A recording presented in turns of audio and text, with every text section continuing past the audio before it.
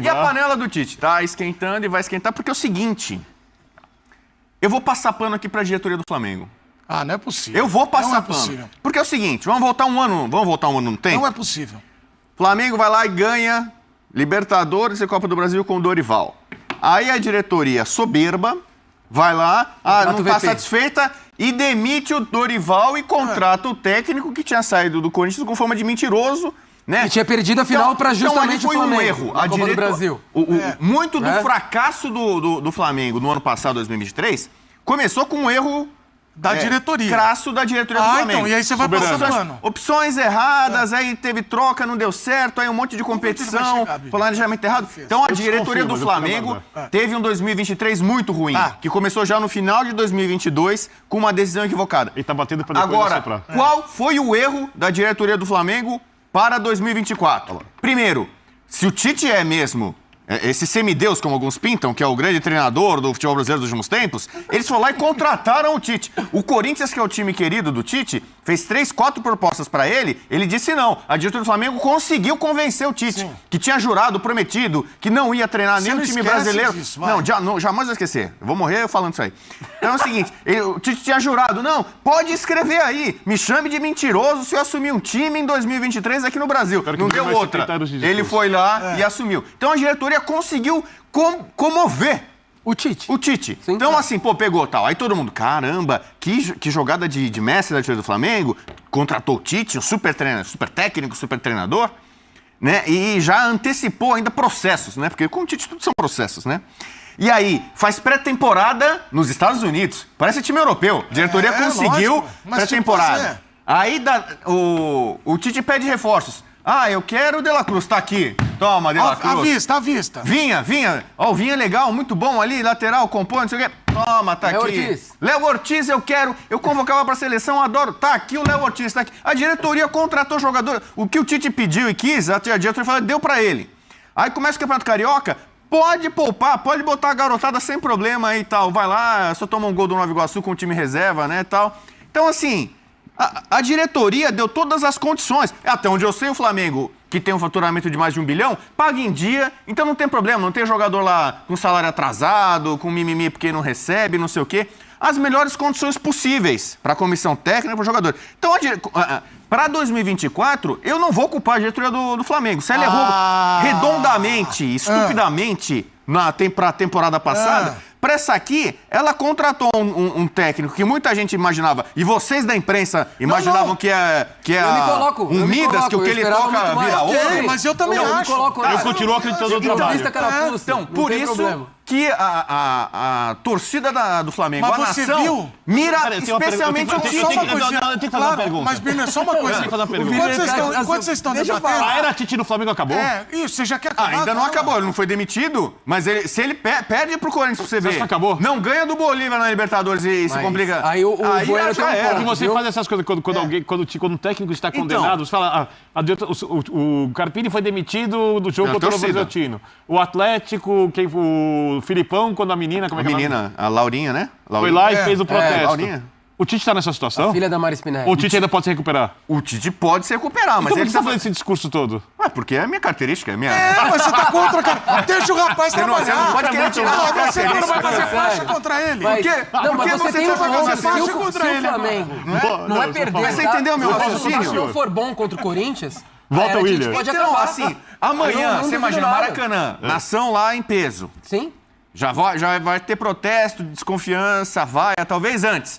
Aí tem um resultado ruim, um desempenho ruim, o Maracanã vai demitir o Tite. E aí a direção que vai estar lá... Primeiro tempo, 0-0. Ela fica com as mãos amarradas. Fazer o quê? Você tem lá milhares de pessoas querendo fora Tite, fora Tite, fora Tite. A direção do Flamengo vai falar, cara...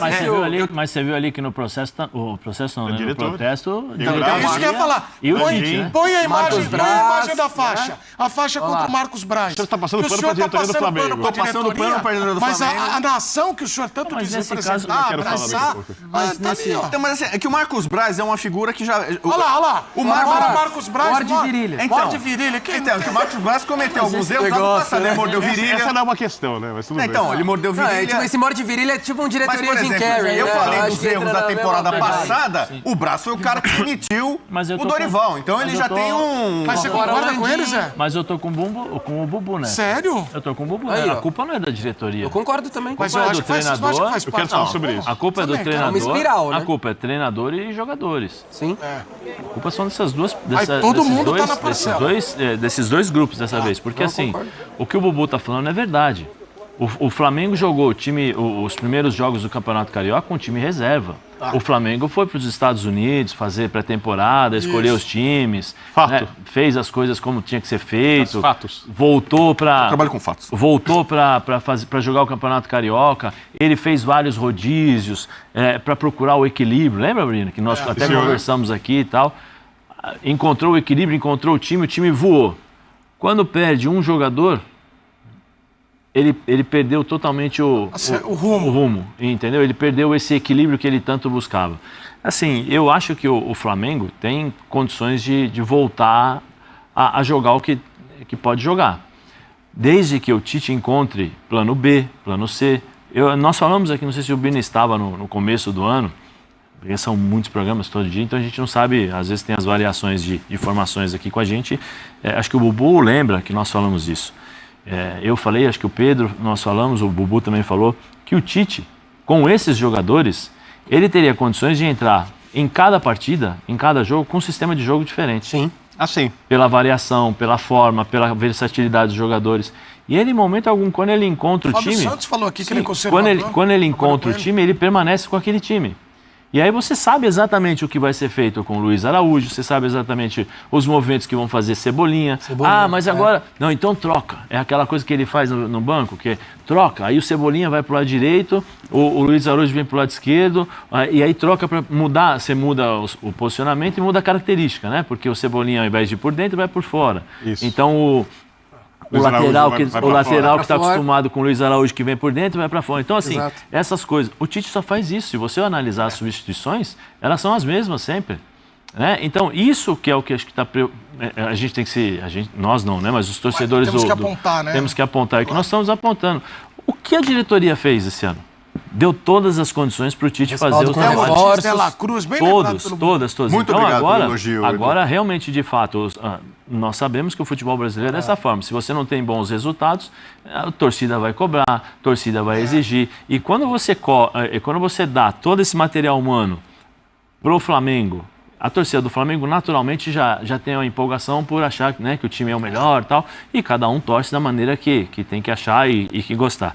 Que gosta do seu time, beleza. Aí quando você não tem essa Aí a pressão expectativa aumenta. correspondida, e aí você pega o treinador, e eu acho que o Tite também está carregando isso, né? O Bubu até brincou o negócio do bingo, né? Do campo Bingo da molhado e tal. muitas desculpas. Mas se você analisar, em todos os jogos, ele vem falando, desculpa. Isso para o torcedor é ruim.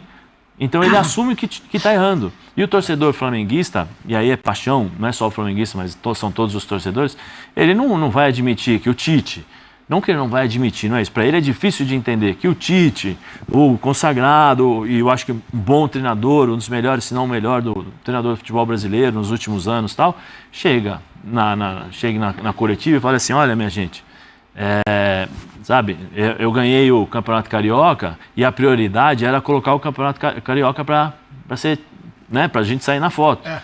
Por isso que eu coloquei o time Vera lá. reserva lá, 5 jogadores contra o Milionários, porque mesmo com a vantagem de 3-0, a diretoria pediu para ganhar o campeonato. Então aí depois passa uma semana e ele fala assim, olha, gente, é impossível, entendeu? Ganhar todos os campeonatos. Eu também acho, e todos nós aqui sabemos disso. Mas você não pode vir a público e falar assim, olha, hoje eu no Corinthians eu perdi o Paulista, mas eu ganhei o Mundial. Ou seja, eu vou perder esse aqui, mas eu vou buscar outro. Não. O mínimo que eu acho que o treinador do Flamengo hoje tem que fazer, pelas condições e a estrutura que o Flamengo tem, olha, disputar. Iremos disputar todos. Teremos problemas, calendário e tal, mas nós iremos entrar para disputar todos os campeonatos. E aí depois nós veremos o que vai. E aí, internamente, faz-se o planejamento que foi feito como o Dorival o ano passado, o ano retrasado, que vamos ganhar as Copas, né? Segura no Brasileiro um pouquinho. Segura no Brasileiro, vamos jogar as Copas. Beleza, mas aí você tem internamente uma forma de trabalhar, e o internamente, o que eu estou dizendo aqui, isso é conversado entre diretoria e treinador. Você não pode passar isso para o jogador. Porque senão o jogador... tem jogador que vai ficar insatisfeito, vai abrir a boca, né? Vai passar para o empresário solta para o assessor ali, depois o assessor vai aqui, aí a bolinha de neve vira uma avalanche, né? Então acaba destruindo o ambiente. Então tem muitas coisas que eu acho que o Tite, junto com os jogadores, eles são os responsáveis. Nesse momento, eu acho que os únicos responsáveis por isso são esses caras. Ah, mas o calendário tá ruim para todo mundo. Por favor, Vitor Ernesto Birner, as suas considerações. Boa tarde mais uma vez a todos, a todas. Você não passa pano?